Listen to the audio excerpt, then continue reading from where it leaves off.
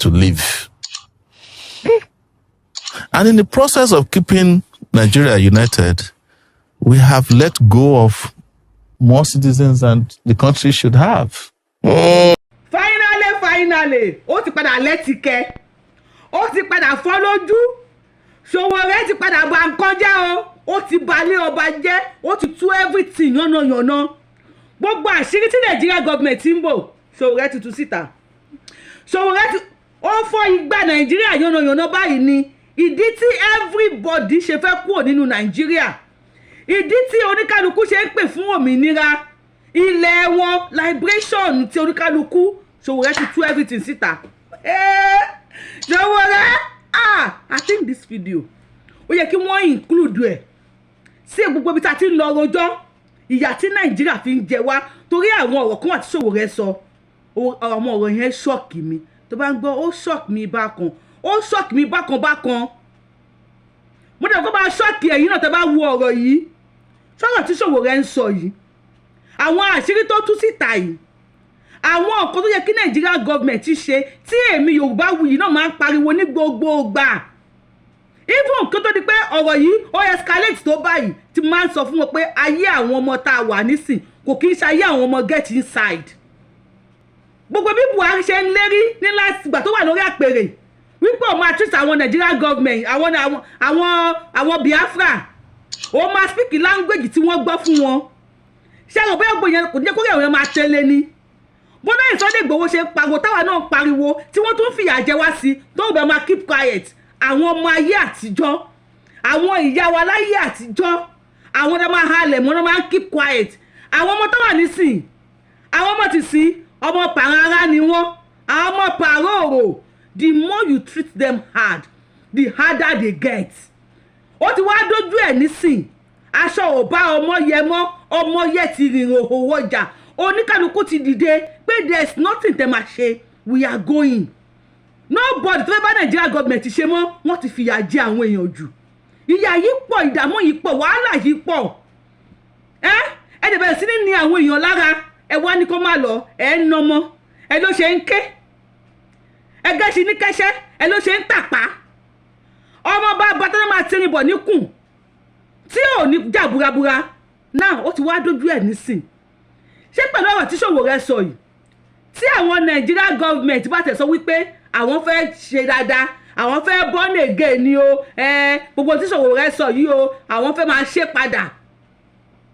Mo fẹ́ bèrè lọ́wọ́ èmi àti ṣé ẹ sure wípé àwọn Biafrans wọ́n á sì sọ wípé àwọn fẹ́ padà sínú Nigeria, máa jẹ́ Nigeria padà?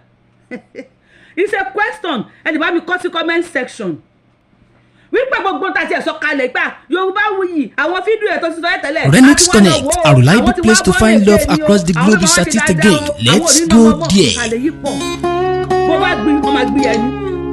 It is not good for anyone not to have people who they can confide in or share their time with. This is why Renix Connect is bringing us the good news of helping people find love and companionship across the globe. People who are seeking partners, either for companionship or for something more intimate. Renix Connect says worry no more to enjoy this wonderful offer to any of the 4 packages that are available depending on your need. These packages are premium or platinum membership. This level has the most privilege, some of which are total anonymity on all social media platforms unless you want it otherwise. You also get to choose from a wide range of options who you wish to be connected with, and for whatever need you desire, be it for companionship, friendship or love. You can as well view profile of members on the other 3 packages as a premium member. You also get exclusive invitation to any event organized by the company for members on the other packages. We also help you secure jobs as a member of this package. Most importantly, we can help members of this package secure resident permits to any country of their desire. This package subscription lasts for 2 years, and once you have been matched with a partner, your profile is taken down. The second package is Gold membership. You get to enjoy almost the same privilege as a Gold subscriber as those on the premium package get to enjoy, but premium package subscribers enjoy a little bit more privilege than a Gold package subscriber do. We also have to do a background check on anyone who wishes to subscribe to this package, and the subscription subscription lasts for only a year. The third package is called Silver Package. Anyone can subscribe to this package as it has limited privilege. Subscribers to this package also get to choose partners from members on their Silver subscription and not from any of the other two packages. As a Silver member, you enjoy little to no privacy, and we have the sole right to your level of privacy on all social media platforms. The fourth package is the Companion Seeker. Age is the sole determinant of people who can subscribe to this package.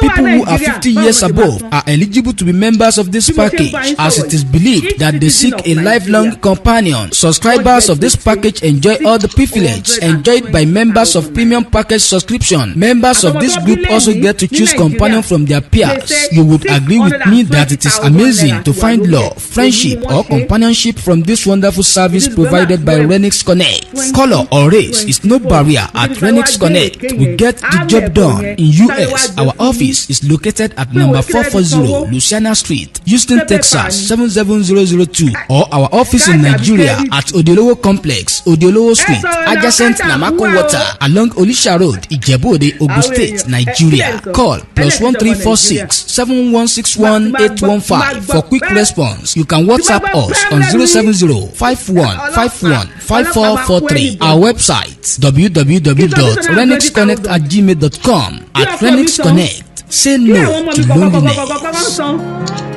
Káwọn àbúrò mi san, káwọn ẹ̀gbọ́n mi san, ìyá mi kò san, kí bàbá mi kò san. Ẹ dákun, kí ni èrè táwa jẹ nínú Nàìjíríà? No, mo ń bèrè ni. Tàbí ní èèyàn kọ̀ọ̀kan ní Nàìjíríà máa san 620,000. Èpè lẹ fẹ́ gbà. Mo sọ pé èèyàn fẹ́ gba èpè. Mo ń bọ̀. Program in this country where people were slaughtered and their bodies and their heads placed inside the train going down south. Yes, from the north, from the mid, the different parts of the north. Are we ignoring that? Èèyàn mi ṣe ti gbọ́, ẹ ti gbọ́ rí pé nínú history torí mi ò gbọ́ rí ni o. Wípé àwọn nọ́ọ̀tì wọ́n gé orí àwọn kógun tó bẹ̀rẹ̀ rárá. Wọ́n ní wọ́n gé orí àwọn bàbá àwọn ọmọ Ìgbò.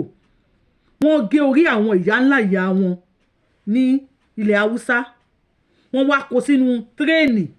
Wọ́n kó ojú irin tó ń lọ sí ilẹ̀ Ìgbò. Wọ́n wá fi orí àwọn bàbá wọn ránṣẹ́ sí wọn. Orí àwọn ìyá wọn tí wọ́n gé wọ́n fi ránṣẹ́ sí wọn. Orí àwọn brothers tí wọ́n gé wọ́n fi ránṣẹ́ sí wọn nílẹ̀ Ìgbò. Orí àwọn sisters wọn tí wọ́n gé wọ́n fi ránṣẹ́ sí wọn nílẹ̀ Ìgbò. Ṣé gbọ́ rí? Èmi ò gbọ́ rí o. Ara àwọn àṣírí burúkú tí Sowore tú nìyẹn. Sowore tú tí ò dáa. Ìdí tí àwọn èèyàn ṣe fẹ́ kúrò Nàìjíríà tí everybody ṣe ń pariwo pé ẹ jẹ́ ká dá dúró ni báwọn ẹ̀hànnà yìí ṣe mọ́ ẹ kò lè má pààyàn bí ẹni tó ń pa ẹran. Sowore tú àìmọye àṣírí tó yẹ pé mò ń wò wípé àwọn àṣírí yìí gan wọ́n ní ẹjọ́ lèèyàn máa ń kọ́ kéèyàn tó kọ́ ìjà bóyá this video bóyá kẹ́ ẹ share fún gbogbo àwọn èèyàn kó ní wá rí kẹ́ lẹ́yìn rí bóyá wọ́n lè include fídíò Sowore yìí sí àwọn ìlú tó ti ń lọ ro ẹjọ́. Lẹ́yìn yẹn ẹgbẹ́ ogun dé 1967 Buhari tún wá láyà ní 21st century ó tún wá sọ pé ó máa treat wọn ní language tí wọ́n understand. Yorubawuyi èmi náà ti ń pariwo ti pẹ́ before now. Mo sọ tèmi nígbà yẹn ni many people ṣe rò bóyá olóṣèlú ló ń ṣiṣẹ́ fún táwọn yóò pariwo restructuring ẹ̀yin Afẹ́nifẹ́re ẹ má try ẹ̀ ẹ̀yin ọba wa ẹ̀yin olóṣèlú wa ẹ̀yin àgbààgbà wa advice lélẹ́yìí fún yín tó bá wù yín kẹ́ni akálòlò ló ń sọ̀rọ̀ kẹ́ má mú lò ẹ má try ẹ̀ bẹ́ẹ̀ ṣe máa ń dà àwọn kan sí àwọn èèyàn láàrin ẹ má try ẹ̀ lásìkò yìí o. Orí àwọn èèyàn ń gbóná inú ń bí àwọn èèyàn sí yín burúkú. Èké tí mò ń ṣe fún yín kò yẹ kí n ṣe fún yín ṣùgbọ́n ọmọ Yorùbá ni mí. Bàbá wa ta orí ìdílágbáyà tó kú ń jọ̀wọ́ sí ó sì tún ṣe wá bákan lára torí Yorùbá ni. Ẹ̀yin lẹ fẹ́ wa ẹ̀yin lẹ ń wò wá pé bàbá lè kú ká kú ẹ̀yin lẹ ń wò wá bí ìdun ṣùgbọ́n àwa tá jẹ́ ọmọ ọkọ àwa tá jẹ́ original ọmọ ọkọ ilẹ̀ Yorùbá àwa ò ní gbàdúrà kẹ́nìkan kú bó ti wù kó kéré kó mọ ní ilẹ̀ Yorùbá torí ká bí sí ká rẹ̀ sí ká máa gbáyùn lórí ilẹ̀ lọ́lọ́run bá sọ pé ká máa pọ̀ sí ni ṣùgbọ́n ẹ̀yin ò rí bẹ́ẹ̀ kò sí wàhálà ẹ má wàá try ẹni ọgbọ́n àrékèrè kan bóyá ignorantly àbí with pé agbára wà lọ́wọ́ yín láti dá àwọn ọ̀dọ́ dúró lọ́wọ́ yìí o. Bẹ́ẹ̀ gbìyànjú ẹ̀ Ọlọ́run ṣe mi ò sí Nàìjíríà. Mi bá advice yín bí àwọn olórí àwọn Ìgbò ṣe ń sọ̀pọ̀tì àwọn ọmọ wọn. Tí àwọn olórí ilẹ̀ Haúsá, àwọn Fúlàní tí wọ́n ń sọ̀pọ̀tì àwọn ọmọ wọn. Bóyá kẹ́yìn náà pera yín papọ̀. Ìwọ ni Paul, ìwọ làdùbí, ìwọ ni gay. Eléyìí ni ti Paul, eléyìí ni tàpólò. Bóyá kẹ́ mú kúrò nú ọ̀rọ̀ yín. Kẹ́ ṣe ọ̀rọ̀ ilẹ̀ Yorùbá ní igba ẹkẹ́ tó máa ń fọwọ́ ti lé. Igba aláàmù tó máa ń fọwọ́ ti ògiri. Kẹ́ think Yorùbá first. More advice yín ni o. Bóyá kẹ́ think Yorùbá first. Bóyá kẹ́ kọ́kọ́ wò pé ilẹ̀ Yorùbá ni àkọ́kọ́ gbogbo owó tó bá wù kẹ́ kó. Àsùkò tí yín ni ẹ̀rí kó ni. Bóyá kẹ́ wò pé ilẹ̀ Yorùbá ló máa kọ́kọ́ jẹ́. Ẹ pariwo regional government. Kí ni ṣe tí màá sọ fún yín? Kí ló sọ fún yín? Ẹ pariwo restoration kò tó pé regional government. Kí ló sọ fún yín? Àwọn ní lọ́kọ̀ pé káwọn ọmọ wọn ṣà máa pa yín, kó máa pa àwọn ọmọ tí yín. Ẹ̀yin dẹ̀ kọ́wọ́ kò báyìí. Adánilóró yín ó fi agbára kọ. Tẹ́ bá gbọ́ ọ̀rọ̀ lẹ́nu Sowore, ẹ mọ̀ wípé ó tó káwọn ọmọ Ìgbò. Ẹ mọ̀ wípé ó tó kí wọ́n ṣe bẹ́ẹ̀. Abájọ wọn yọ history fóònù kọ̀ríkúlọ́ọ̀mù. Bóyá táwọn ọmọ Yorùbá náà bá gbọ́ history tiwa, bóyá gbogbo wa náà máa dìde. Bóyá sí àwọn ọmọ Yorùbá tó bá gbọ́ ìtàn wa, àwọn ọ̀dọ́ tó yẹ kó lọ ṣe research nípa ìtàn wa nísìn wèrè náà ń ṣe. Wọ́n mú kólókólòs. Wọ́n láwọn fi ń pàrònú rẹ̀. Wọ́n ń wo bíbí Nàìjà. Ẹ̀yin tàbí tó bá fẹ́ rí núrò báyìí, wọ́n gbé Bobrisky o, ọlọ́pàá ti mú Bobrisky o, wọ́n ti mú Bob Gongo o, wọ́n máa wá gbé nǹkan oríṣiríṣi òṣì kẹta má rayọ̀. Àwọn ọ̀dọ́ wa ò rí núrò, wọn ò rórí rò, ó ṣàn ṣe rádá jákú bí àdìrẹ ẹlẹ́kọ̀ọ́. Wọn ò mọ tó kàn nínú ọ̀rọ̀ ilé ayé wọn. Wọ́n yẹ fẹ́ ṣọ̀rọ̀ ilé ayé wọn, wọn ò ti ẹ̀rọ. Ṣọwọ́ lẹ́yìn tán máa ń lò. Ọlọ́run á bá yín ṣe o. Wọ́n á rù yín lọ sí ilẹ̀ Ìgbò. Kékeré lọ dá àwọn ọmọ Ìgbò dúró. Kò sí ní tó kàn mí. Ìwọ̀nba tí mo máa sọ fún yín. Sowore tú anything. Ìdí tí oníkálukú ṣe gbọdọ̀ dúró. Kóníkálukú lọ ń lo ẹ̀. Ọ̀fọ́n ti tọ̀ sí gbẹ̀gìrì. Kóníkálukú kó ẹ̀kọ́ ẹ̀ lọ́wọ́. Ṣùgbọ́n ká tó lọ sọ́dọ̀ Sowore. Jẹ́ kí n sáré sọ fún yín. Ṣé ẹ ti gbọ́? Wọ́n ní owó tí àwọn Nigerians jẹ. Or tí Nàìjíríà jẹ, because àwọn kan wà tó ní pé àwọn ní Nàìjíríà. Owó tí àwọn jẹ, wọ́n wá pín sórí Nigerians. Èèyàn kọ̀ọ̀kan àtọmọtán bílíọ̀nù ó ti jẹ gbèsè 620,000 naira. Báwo lẹ ṣe máa san ti yín? Ṣé cash? Ṣé card? Ṣé PayPal lẹ fẹ́ lò? Àbí direct deposit? Cash app wà o. Ṣé cash app lẹ máa fi ṣe? Trump ní America first. After this show, máa wò bóyá máa kọ sí comment section pé Yorùbá first. Ẹ̀yin tẹ́ bá ti download tap send, ẹ lọ bá mi download tap send. Ẹ̀yin tẹ́ ti kàn sí ilé iṣẹ́ Renis Connect, ọkọ lẹ ń wá, ìyàwó lẹ ń wá, ẹ bá mi kàn sí wọn. Àròsàn kó ló ń ṣe lágọ̀ọ́ ara, ẹ bá mi kàn sí wọn. Tẹ́ bá ti wá download tap send láti send owó láti anywhere lọ sí Nàìjíríà. Ní àkọ́kọ́ tẹ́ bá kọ́kọ́ fẹ́ ju owó sílé, ẹ má gbàgbé láti lo orúkọ mi as promo code yín. Ẹ má lo Yorubawuyi o. Abiola TTS. Òun lẹ ń wò lẹ́gbẹ̀ẹ́ mi yẹn. Ẹ má gbàgbé láti lò ó. Ẹ má gbàgbé, ẹ jọ̀ọ́. Ẹ má gbàgbé láti lò tó tẹ́ bá lò. Ẹ má gba bónọ́ọ̀sì. Ení nìyẹn. Èkejì, direct deposit là ń ṣe. Kò sí pé third party kan wọ́n bá yín dá sí. And safe, faster and reliable. Ẹ jẹ́ ká gbọ́rọ̀ lẹ́nu Sowore. A lot of people who are going to watch this show podcast never knew that I existed in 1993.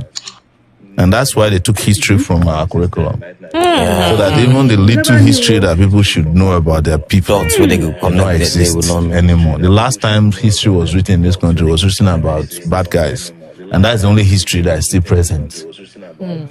When I was reading history in primary school, on every Independence Day, they will make us line up to wait for the military guys who were stealing money. They will not even come. We'll be there, rain, sunshine, we'll be singing, then nobody will show up. But when I got to the university, I had to fight against the same people in history who I was told made Nigeria great. So that's why they quietly removed history. So a lot of people don't care also about history anymore. But you see societies that are great don't mess with history. As much as they're interested in computer science, they're also very interested in where they're coming from. Because that will help you determine where you got it wrong and where you need to get it right.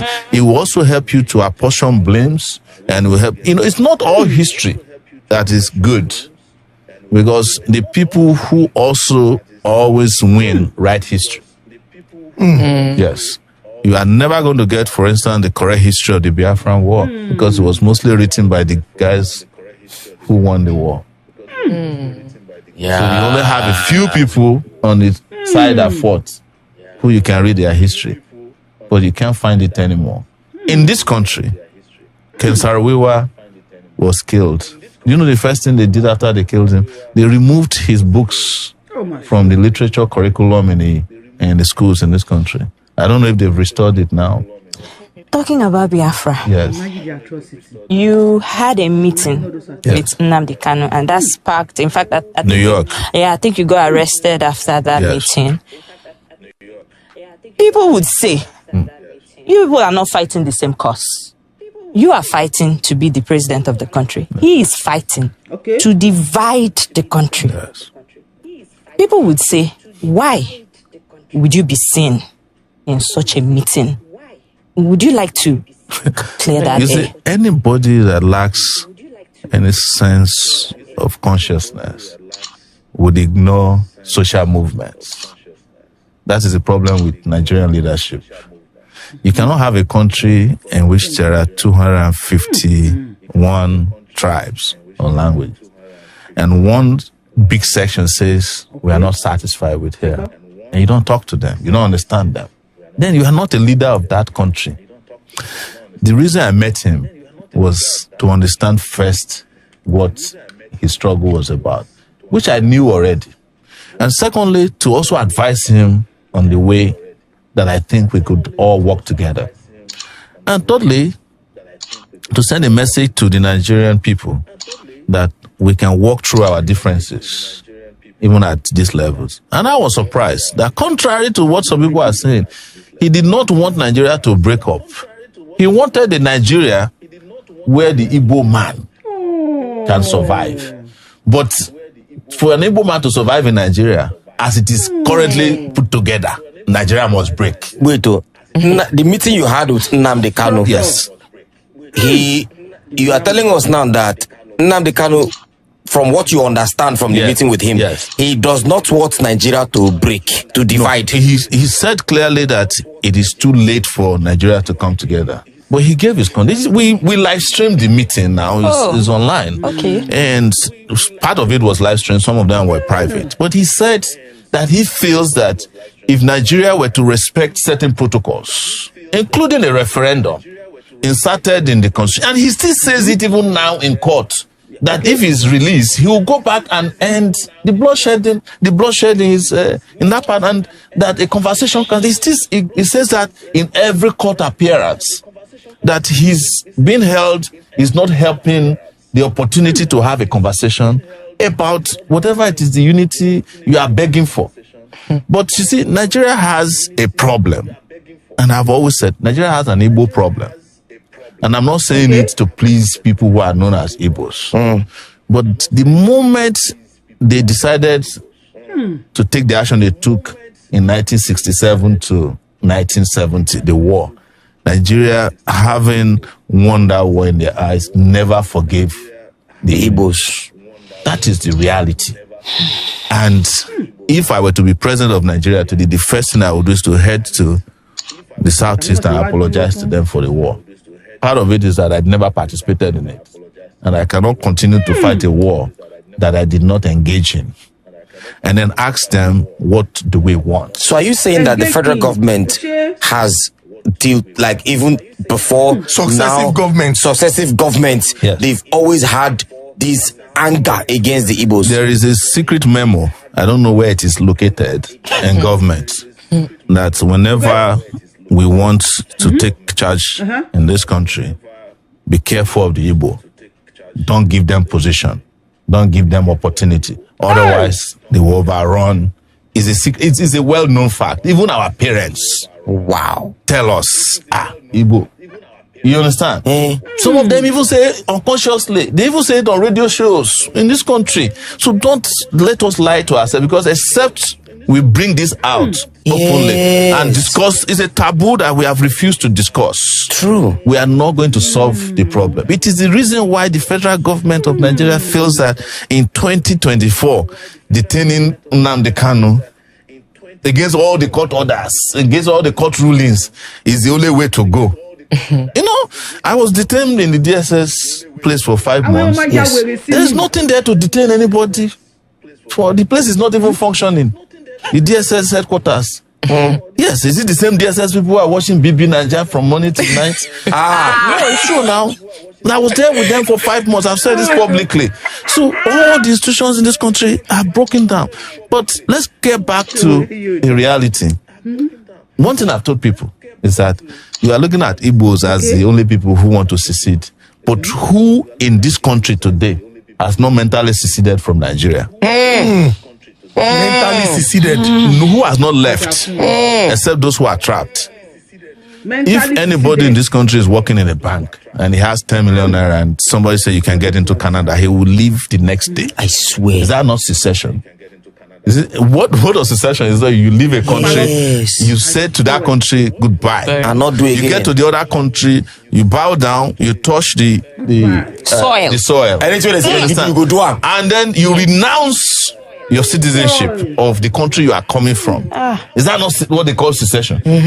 So, if you want to look at the number of people that have seceded in that Japa syndrome, there are more than all the Igbos combined together who are asking to leave.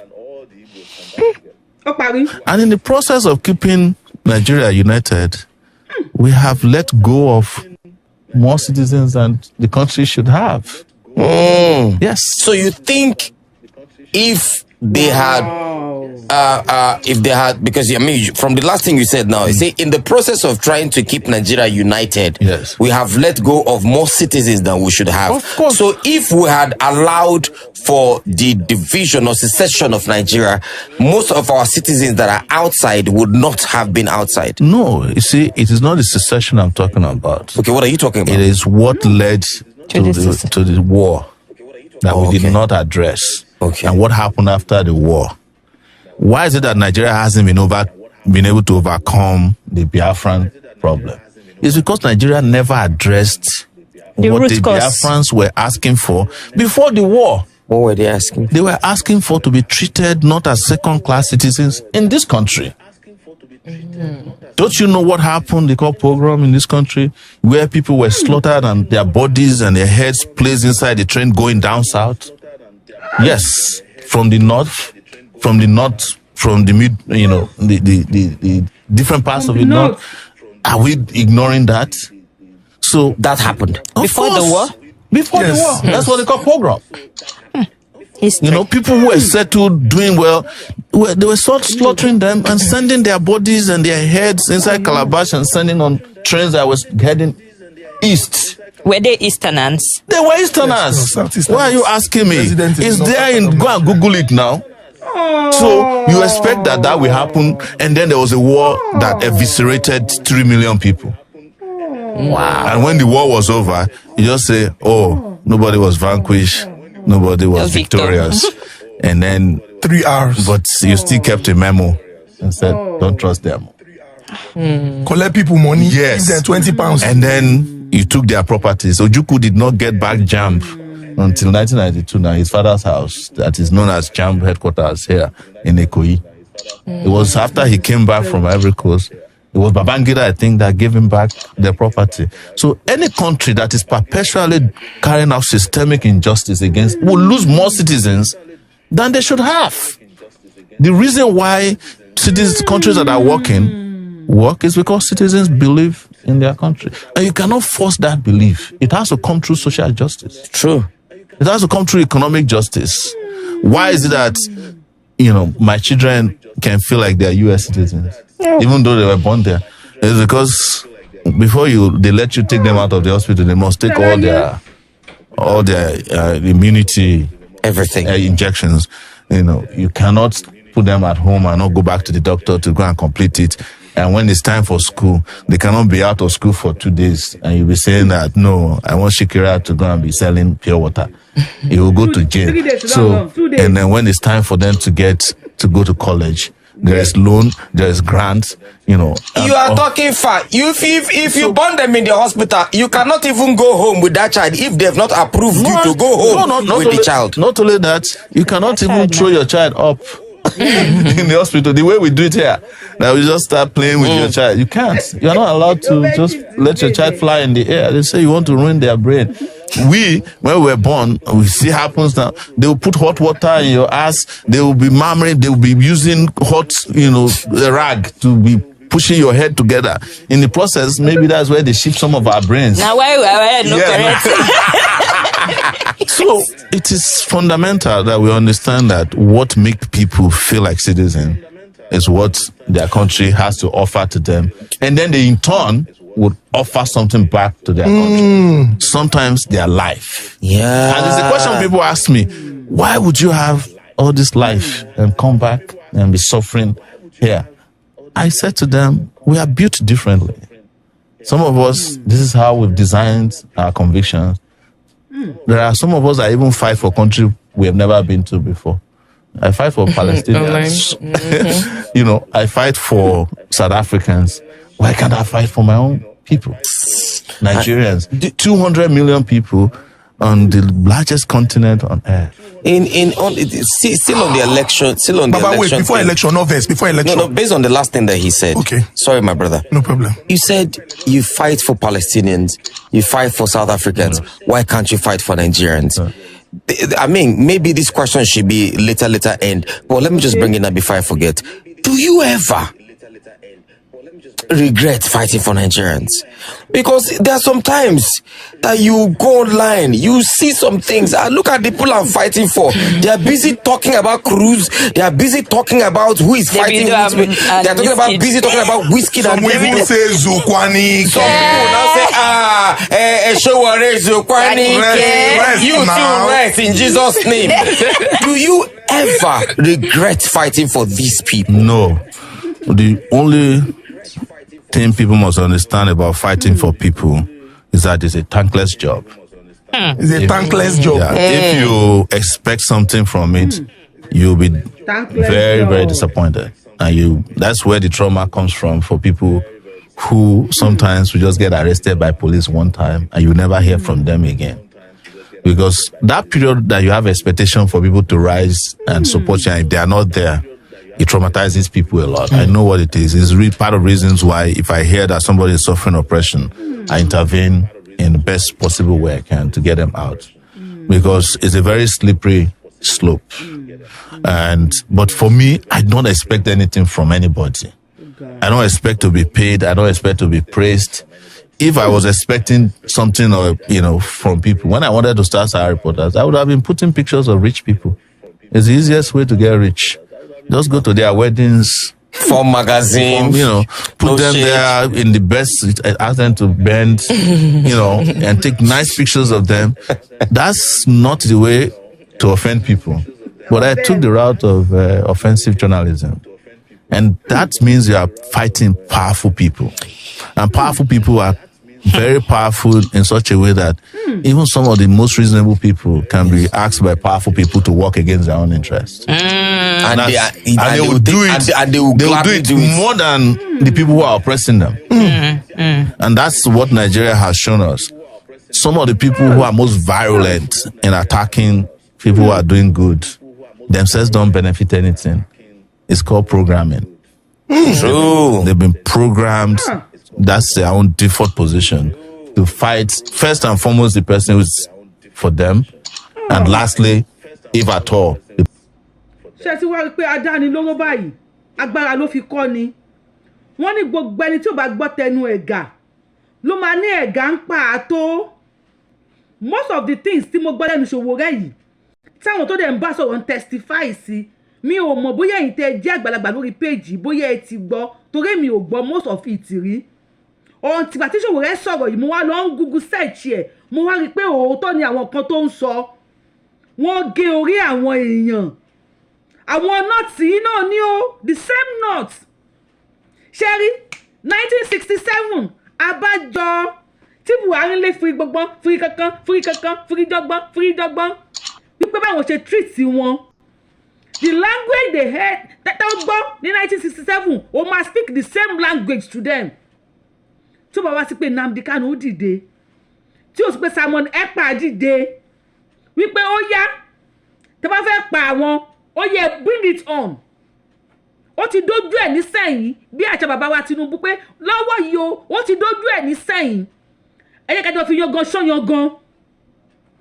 ẹ lè máa halẹ̀ mọ́ wa wọ́n gbọ́ ohun sọ pa mí mo pẹ́nu ńlá ó bojú wẹ̀yìn mo dọ̀bálẹ̀ ó tún wọnú igbó ó lọ jẹ́gba àbọ̀ fẹ́ nà mí ni o ò tó bẹ́ẹ̀ ó ti dógun ṣe fẹ́ nà wá ni ẹ tó bẹ́ẹ̀ àwọn Biafra náà wá dúró tó nísìn pípa àwọn takú tì yín lọ́rùn orí àwọn ẹ̀yin náà gbọ́ nǹkan tí wọ́n sọ náà wípé wọ́n gé orí àwọn bàbá wọn orí àwọn ìyá ńlá ìyá wọn láti east àwọn gàmbá àwọn nọ́ọ̀tì wọ́n gé orí àwọn èèyàn wọn ò tún wá gé lásán wọ́n wá dúró pé ta ni ó mú wa kí ló máa tì díẹ̀ jáde kí ló máa ṣẹlẹ̀ wọ́n wá pákéjì orí àwọn tí wọ́n gé wọ́n wá kó sínú tírẹ́ẹ̀nì tó ń lọ sí ilẹ̀ Ìgbò wọ́n wá fi ránṣẹ́ sí wọn pé tọ̀ orí àwọn bàbá yín rèé o orí àwọn ìyá ńlá ìyá yín rèé o àwọn yẹn wá dìde lórí pé kí là ń béèrè fún ohun tí wọ́n béèrè fún before ogun 1967 òní wọ́n béèrè fún kó tó pé padà wá yarí báyìí nísìn mo yẹ dáwọ́ pé adánilóró ó fi agbára kọ́ni ni the Igbos must be treated as Nigerians not second class citizens ṣùgbọ́n pàtó wọ́n ja ogun òfò ogun àdánù tí over 3 million Igbo fi bọ́ sálì kìámọ̀ lẹ́yìn tí wọ́n jagun yẹn tán wọ́n kó history kúrò ńlẹ̀ ẹgbẹ́ ọ̀sàrò kẹsàrò wíwá náà bàbá Barrister lọ́nà bá fọ̀run kẹ ó ní gbogbo ayé ń pariwo pé kábàṣà máa pa o ó pa àbí ò pa bí tẹ̀ ṣe ń gbọ́dọ̀ wọn pé òun nìkan nìyé àti bàbá ẹ̀ bí I am not sure of that ó pa àbí ò pa wọn lẹ́yìn tó pa tán gbogbo òwe kẹsàrò wíwá wọn kó kúrò ńlẹ̀ ṣe ti wá rí ìdí tí wọ́n ṣe ń kó history ìtàn àti ìtàn àtàrọ́bá tí wọ́n ṣe ń kó kó nínú curriculum ní school nísìn torí ẹni ibi ni wọ́n tí ń pọn mọ́ re balùwẹ̀ wọ́n wá rewrite history wa fún wa the same way tó ṣe fi àwọn ìwé méjì tó gbé ẹ̀sìn wa fún wa tí wọ́n fi rewrite history wa fún wa tí wọ́n sọ fún wa pé ọmọ gbá ni wá ọmọ Sweden ni wá ọmọ Yemen ni wá ọmọ Saudi ni wá ọmọ Israel ni wá tí wọ́n máa ń tún history wa tí wọ́n rí tí wọ́n tún kọ tí wọ́n tún kọ tí wọ́n tún kọ tí wọ́n tún kọ now China ni wọ́n ti ń ṣe gàrí fún wa nísìn ibo làwa kọ sí àwọn bàbá wa tí wọ́n lọ ibo ni wọ́n kọ sí pé àwa là ń produce gàrí àwa táwa nísìn níbo làwa kọ sí jàre wípé originated gàrí o àbí àwọn originator gàrí o àwa Yorùbá ni ibo la kọ sí come now China ti ń supply wa ní gàrí India ti ń supply wa ní gàrí wọ́n ti wá sílùú wa gbin iṣu wọ́n ti wá sílùú wa gbin ẹ̀gẹ́ wọ́n á gbin ẹ̀gẹ́ tán wọ́n á kó lọ sílùú wọn wọ́n á fi ṣe gàrí wọ́n á rí brand ẹ̀ wọ́n wá kó wá fún wa gàrí inú láìlọ́ọ̀nù Kóńgò náà fi ń ta gàrí láyé àtijọ́ garawa ni wọ́n fi ń wọn èlùbọ́ fún wa àpò gàrí àpò èlùbọ́ wọ́n ti lọ máa pákéjì ẹ̀sìn China ò dẹ̀ ní ṣe gàrí fún yín kọ́kọ́ English sí lára èdè wọn náà máa fi kọ́. So if we don't stand up now to make Yoruba land great again, who will make it great? Tẹ́mi àti yóò bá dìde nísìn wípé nílẹ̀ Yorùbá kó má wọgbọ́ àtú ta ló fẹ́ dìde. Before you know it, little time bare years to come now I'm a boy history because China máa kọ sínú kíní wọn wípé àwọn supply wa ní gàrí tó bá máa fi rí ọdún mélòó kan sẹ́yìn àwọn ọmọ wa ò ní mọ̀ pé gàrí ilẹ̀ Yorùbá ló ti wá wọ́n á ní originator gàrí àwọn Chinese ni originated from China. Before you know it àwọn aládìrẹ àwọn oníkàmpọ́là wọ́n pariwo wípé àwọn òrádìrẹ tà àwọn oníkàmpọ́là tà mọ́ lọ́jà àárọ̀ àwọn bàbá wa tí wọ́n fi ń ṣe wọ́n láwọn òrìṣe mọ́ China kan mú láì lọ́rùn wọ́n á dẹ̀ dàgbọ́ abúrakadàdàbà wọ́n á dẹ̀ ṣàdìrẹ fáwọn èèyàn nílẹ̀ tí ò jọra wọn òòlù náà fi ń ṣe àdìrẹ fún wa now China ti ń ṣe aṣọ òkè and you want us to keep quiet ṣe bẹ́ẹ̀ tí rí nísì pé adánilóró ó fi agbára kọ́ni ni ṣé lẹ́yìn tó wọ́n á wìn ní ogun yẹn ṣé wọ́n fi àwọn Biafran sílẹ̀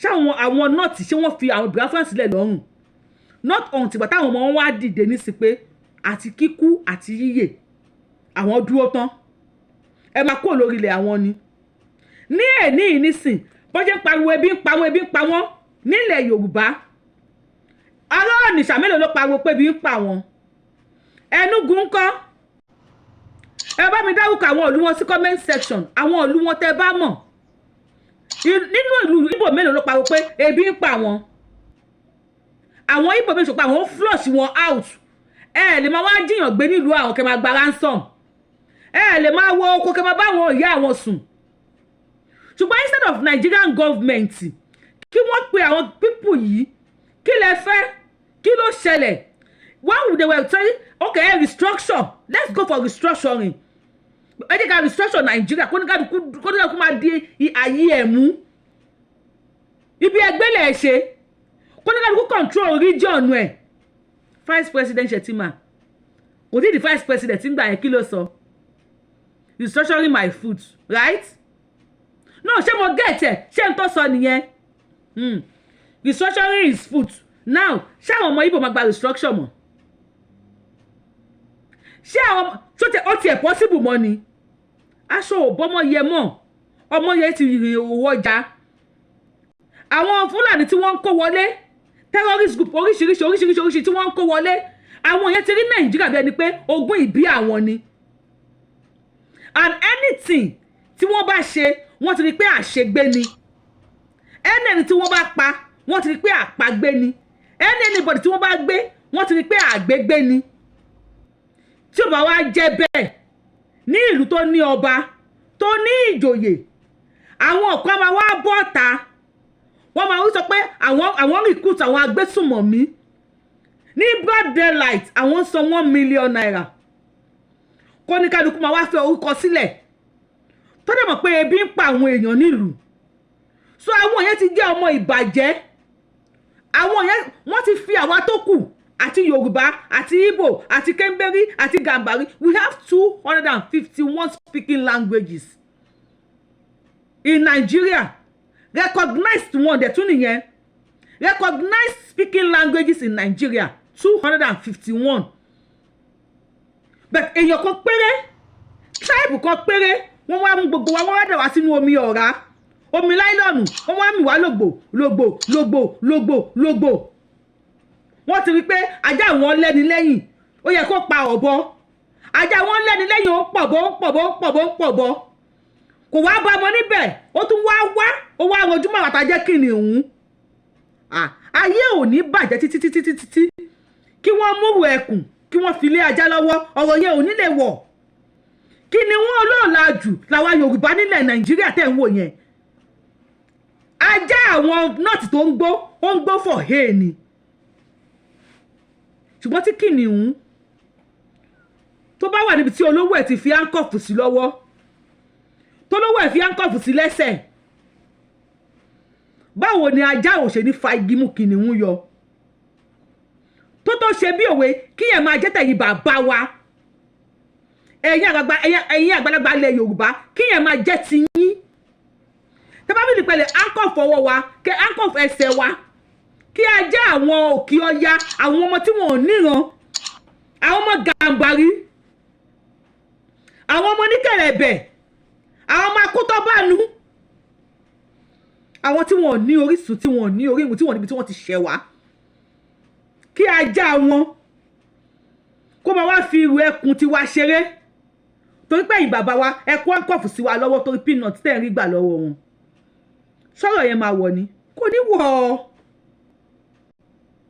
wọ̀ kí ni wọn olóòlàjù ni wà now ẹkùn àwọn Ìgbò ó ti ń búramúramù wọ́n ti fún yín déètì wọ́n ní December 2024 ni ẹkùn wọn ń búramúramù sìn ó ń pariwo pé kí ajá àwọn náà ti bọ́ta bàbá wọn wá bọ́ta ń sìn wọ́n fẹ́ máa rọ́pò lóye Sunday Igboho wọ́n ní kán lọ gbé ẹni tẹ́ bá wo show tí mo ṣe ní láìfù lánàá wọ́n ní kí wọ́n lọ gbé lóye Sunday Adéyẹmọ Igboho ṣá wọ́n ní kí lóye tí wọ́n gbé Nnamdi Kanu tí wọ́n gbé Sunday Igboho wọ́n ní Sunday Igboho gbé lẹ́tà lọ sí kí lórúkọ ẹ̀ sí England lọ́dọ̀ prime minister wọ́n ló wá dé wá yan ló yan bọ̀ wọ́n ní kí lóye tí wọ́n gbé Sunday Igboho tí wọ́n ti Nnamdi Kanu mọ́lé tó ń bá ti ní gbé Sunday Igboho kí wọ́n ṣí Nnamdi Kanu sílẹ̀ dey play lọ́rọ̀ yín ṣé ẹyin tó máa ṣe níbẹ̀ yẹn láti dá àwa àtàwọn ọmọ Ìgbò pọ̀ ẹ bá mi share fídíò yìí kó kan àwọn ọmọ Ìgbò ní ara kó lè yé wọn wípé divide and rule tí àwọn bàbá wọn ti ń lò láti lẹ̀ ni wọ́n tún fẹ́ gbé wá bá wa yìí ó wá kù sí èmi ẹ̀yin àtàwọn ọmọ Ìgbò. I am not saying this to please the Igbos. I am not saying this to please you guys. But Tinubu ò mọ̀ nípa bí Sunday Igboho ṣe ń lọ bó ṣe ń bọ̀. Tó bá pé ilẹ̀ Nàìjíríà ni wọ́n ti mú lóye Sunday Igboho ni I am very sure wípé ibi tí Nnamdi Kanu wà lóye Sunday Igboho máa wà. Tinubu cannot do anything. All our elders and leaders nílẹ̀ Yorùbá they cannot do anything. They cannot help us. They cannot even help themselves. Talk less to help wa. So everybody should stand up and fight for their rights. Àwọn Ìgbò sọ pé àwọn ògbà kan máa treat àwọn bí second citizen. Ẹ wá mú Nnamdi Kanu dání. You think that will solve the problem? I have said this several times, many times. Driving Olóyè Sunday Igboho out of the country. A máa jẹ́ kí nǹkan máa le sí ni. Ní ayé àtijọ́, lè máa ná ọmọ kan, làwọn tó kù máa sá wọlé. Ayé ẹ̀sìn tẹ́ bá ti ná ọmọ kan àwọn tó kù tí wọ́n sá yẹn wọ́n fẹ́ lọ calculate ni wípé ẹ̀yin tẹ́ ná olórí àwọn yẹn mélòó ni yín kí lẹ ní lọ́wọ́ ibo lágbára yín wà ibo lágbára yín wọ́n ti pé ayé tá wà yìí kọ̀ǹpútà kí la máa ń pè ó ń la wà yìí kọ̀ǹpútà ẹ̀rà la wà yìí níbi tó rí àwọn ọmọ tí ń ṣiṣẹ́ orí wọn calculate 24/7 mọ̀ kúgbà yẹn la wà yìí ẹ wá dìde ẹni Sunday Igboho gbọ́dọ̀ wọ̀lú kò sí wàhálà àṣẹ ni máa ṣera ẹni bí wọn bá níkà mẹ́fà lọ́wọ́ kò sí bóyá fẹ́ ṣe kò sí tó fẹ́ fi kún tí ò ní padà fi márùn ṣe ara ẹ̀ àgàgà láyé tá wà yìí àwọn gàmbàrí wá ń lé wa kúrò lóko àròkọ lọ wọ́n ń bá àwọn obìnrin sùn níbàkúbà wọ́n ń jí àwọn èèyàn gbé àwọn Yorùbá wá ń pariwo ebi ń pa wá o kó tó ní pé Yorùbá máa pariwo pé ebi ń pa wá Yorùbá a máa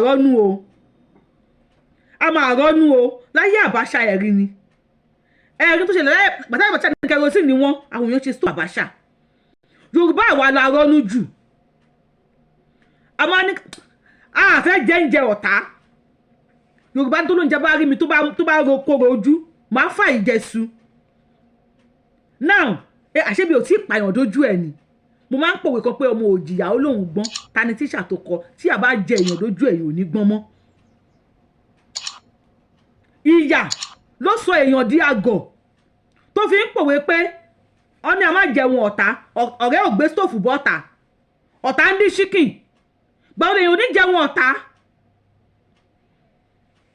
now àsìkò ti tó láti gba ara wa lọ́wọ́ ìjọba amúnisìn àsìkò ti tó láti gba ara wa lọ́wọ́ ìjọba amúnilẹ́rú àsìkò ti tó láti gba ara wa lọ́wọ́ ìjọba onípákánleke Bàbá Tinubu my advice for you àti gbogbo ẹ̀yin tẹ́ jẹ́ olórí ní ilẹ̀ Yorùbá ó ní pé a lè sọ pé ó máa ya lóró kó ya níbù a lè sọ pé ó máa ya níbù kó ya ní òró. Èmi ò pé ogun, èmi ò fẹ́ ogun, mi ò gbàdúrà ogun. Ogun ò dàbí iyán, ogun ò dàbí ẹ̀kọ. Àṣà Barrister ni ó ní mo ti bá wọn dé Liberia rí kógun ó tó dé. Bí ìlú Amẹ́ríkà òun ni ìlú wọn jọ o. Nígbà tó ogun wọ̀lú ìlú wọn dá àwòrò. Gbogbo ọmọ ìlú Liberia wọ́n fẹ́ kú tán o. Àwọn tó kù níbẹ̀ ebi ò jẹ́ wọ́n jọyàn mọ́ o. Bí ti skeleton ni wọ́n rí. Gbogbo wọn ọrọ̀ ajé wọn ló parẹ́ lójú wọn. Kò mọwọ́ kò mẹsẹ̀ gbogbo wọn ló lọ sọ́run o. Ṣèyẹn wá ń dáná. Irú ikú tó pa Samedo yìí Liberian president yẹn ṣe yẹn bójú mu. Àìnítẹ́lọ́rùn ló ń da Samuel láàmú o. Ilé ayé lẹ́rí yẹn gbogbo wa la rí fídíò yìí ẹ̀rù bà mí ara mi. Ká mi kùnyàn bí ẹni ikùn ẹran. Ká mi kùnyàn bí ẹni ikùn ẹran òdìdí olórí ìlú o. Àtúbọ̀tán lẹ́rí yẹn o. Ẹ jẹ́ ká jọ gbà yìí fi kọ́gbọ́n. Kò ní bọ́ọ̀bà àkóso láyéláyé. Ní bọ́ọ̀bà àkóso láyéláyé.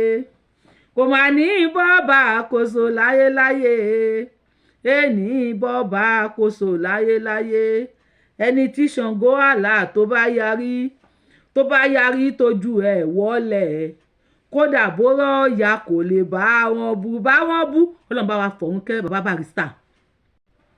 Àwọn yẹn tán bá ní kí wọ́n lọ wá òjíṣẹ́ Ọlọ́run wá, prophet, tán ní kí wọ́n lọ wá àwọn prophet gidi wá nílẹ̀ Yorùbá àbí ní àgbáyé. Barrister is one of the prophets. Àwọn prophet tó yẹ kí wọ́n ṣe ìwé nípa wọn ni. Ọ̀nà tí wọ́n gbà, iṣẹ́ orin tí wọ́n ṣe, wọ́n fi jíṣẹ́ fún yín. Wọ́n ní mo sùn mọ́ láàlá tó burú. Mo rí pé a ń jagun ní Nàìjíríà. Mo tají ẹ̀rù bà mí ohun tí mo rí àlá tí mo lá lójú oorun. Mo ṣàdúrà lámútẹ́sùbíyù mo wọlé àdúrà. Mo yọ náfìlà méjì pẹ̀lú ọ̀pọ̀lọpọ̀ dùúrà yìí. Kógun má jà wá o ẹ ṣàmì lórílẹ̀-èdè wa. Ọmọ Nàìjíríà ṣàmì o. Òtítọ́ ọ̀rọ̀ dé o. Ẹ̀dá mi wá dúró tì mí o. Abẹni ògún ń sọ o. Barrister ti fi orin kọ oríṣiríṣi fún yín. Wọ́n ní kí n calm down. Mo bá ti ń wọ inú Barrister lọ, mo like Barrister.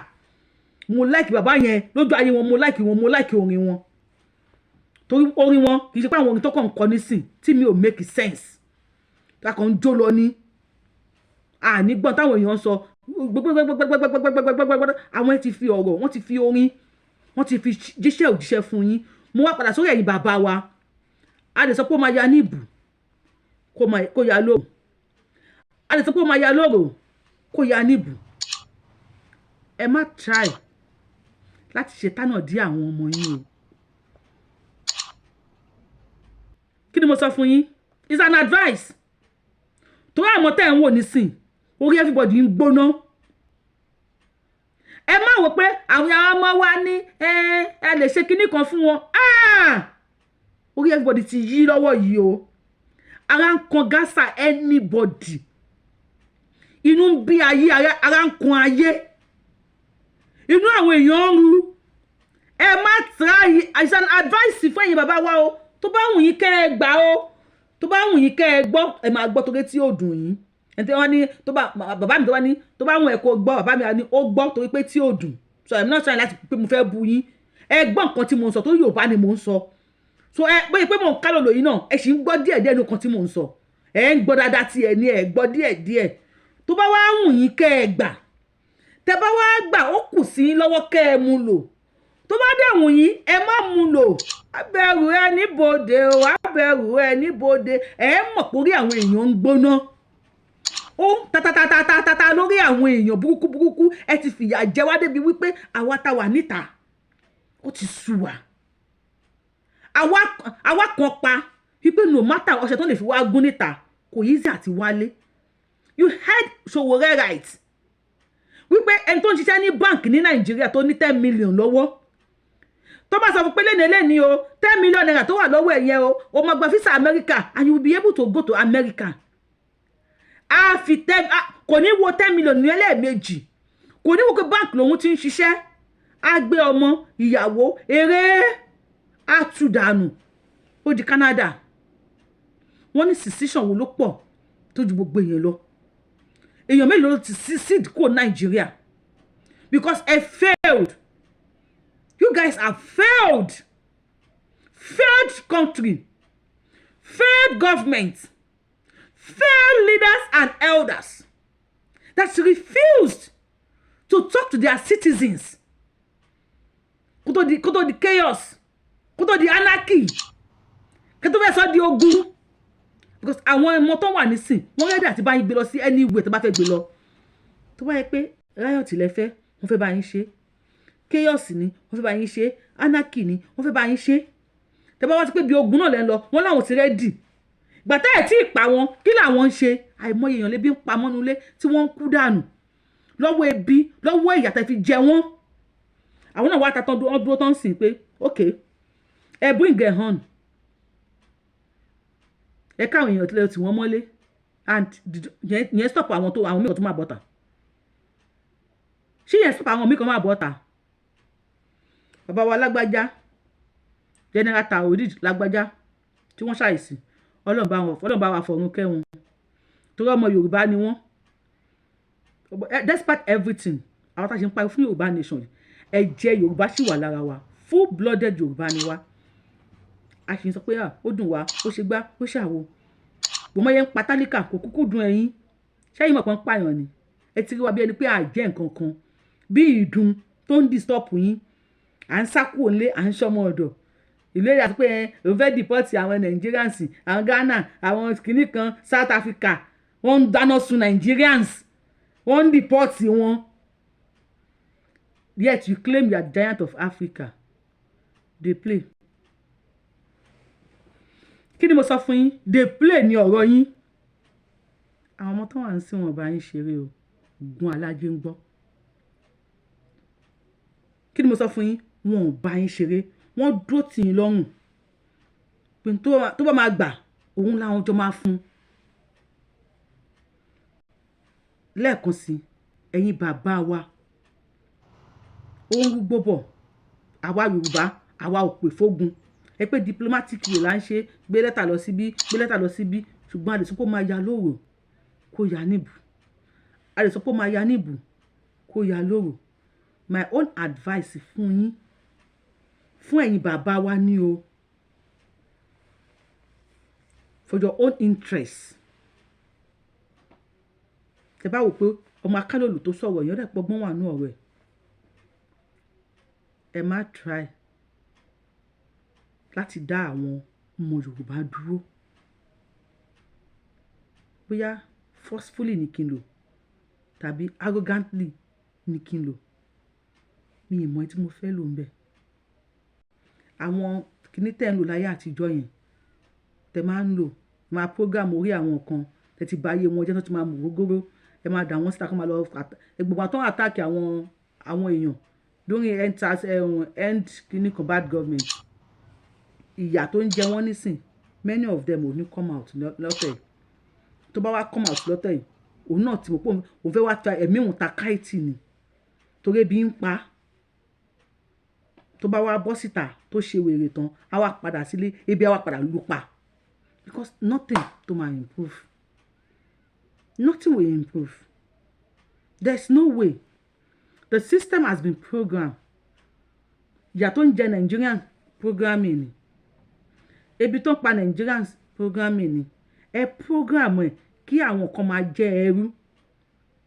Kó jẹ́ pé low class and high class ló máa wà ní Nigeria. Nothing like middle class. Because àwọn tó máa claim pé àwọn middle class nísìn àwọn náà ti ń tò ń lé epo. Many of them have even packed their cars. Wọ́n ti ń fẹsẹ̀ rìn. It's either you belong to the high class or you are in the low class. Everything has been programmed. It's either kó lówó kó máa import oúnjẹ or kó jẹ́ tálíkà kó máa lọ eat from the rich men's dustbin. tẹ́ bá ṣe táwọn rich men gan bá ṣe oúnjẹ dà sí dustbin everything is program. Yorubawuyi lórúkọ mi, Yorubawuyi lèmi ń jẹ́. Mo tẹ́ bá rí sí show yìí ẹ lè bá wa kọ sí comment section. Advice tí yín náà ó wà needed. Ṣé kí àwọn bàbá yìí kí wọ́n tún halẹ̀ mọ́ wa, kó tún da ọlọ́pàá ọmọ Yorùbá, kí wọ́n tún máa lọ mú ọmọ Yorùbá, kọ́ àwọn gàgbàrí pàtàkì kọ́ lọ gbólóyè Sunday Igboho, ṣé kó tún support wọn? Ṣé káwọn àtàjẹ́ ọmọ Yorùbá ká step aside, ká kọ́kọ́ wò káwọn ọmọ Igbo jà kọ́kọ́ gbara wọn lẹ̀ náà, tàbí ká ṣe ní àgbájọwọ́ la fi ń sọ̀yà. Táwọn bá ti ń demand fún òmìnira tiwọn, káwa náà máa demand fún òmìnira tiwa. Ohun tẹ́ bá mọ̀ ká lè ṣe ẹ bá mi kọ sí comment section. Now ṣe ti wá rí nísìn wípé adánilóró agbára ló fi kọ́ ni. Ẹ ti rí tí wọ́n ṣe ń yọ history kó nu curriculum wa. Wọn ò jẹ́ ká mọ̀ pé wọ́n gé orí àwọn èèyàn, wọ́n gé orí àwọn bàbá àwọn Igbo, kò sì mí ní pé okay let's say ọmọ Igbo then wọ́n gé orí wọn, wọ́n fi ránṣẹ́ sáwọn ọmọ wọn. Ìkanra ẹ̀ pẹ̀lú tó wà nínú wọn over 3 million people. Yet wọ́n gbé history kúrò. Tẹ́ bá wá gbé history kúrò ń bẹ̀, ṣé gbogbo táàrin tí wọ́n ń sọ lórí íńtánẹ́ẹ̀tì ṣé history kò máa return ààrẹ? Ó return ààrẹ. You can only run ẹ kàn lè run ọ̀nà ni. You cannot hide forever. Yorubawuyi lórúkọ mi, Yorubawuyi lèmi ń jẹ́ o. If you are saying this for the first time, I am the one and only pé méjì Akalolo of Yoruba land, Adáwọ̀nlẹ̀ Yorùbá. Ọmọ jọmọ lọ́yọ̀ olóyè tí ò pé méjì, Abẹ́ní ọmọ òṣè pààrọ̀, ẹni tó máa pààrọ̀ tèmi adéwájú federal government. Tó bá sign ẹ̀ Ògún gbọ́mọ adéwájú Elédùmarè á fi gbogbo ohun tó nídìí. Tẹ́ bá ti subscribe sí YouTube channel yìí, tẹ́ dẹ̀ rí pé nǹkan tẹ́ ń gbọ́ níbi bí ó wà informative and you love it, please just click on your subscribe button for more. Ẹ bá wà gbàgbé bẹ́ẹ̀lì kan wà lẹ́gbẹ̀ẹ́ bí notification bell ní bí aago kékeré báyìí ẹ tẹ̀. Tá bá ti ń drop video ẹ tẹ̀ sí all ní, ẹ má personalize ẹ̀. Tá bá ti ń drop video either live show ní either video recording ní, ẹ máa rí mú níbẹ̀. Then lórí show yìí tẹ́ bá like ẹ bá wa tẹ thumb up lórí ẹ̀. Advice yín, opinion yín ẹ bá wa fi sí comment section. Mo máa kà o. So tó bá tún lọ a máa fi wéra wọn. See you on my next show. I love you and stay blessed. Yorubawuyi lórúkọ mi. Bye for now. Ẹ ṣé gan.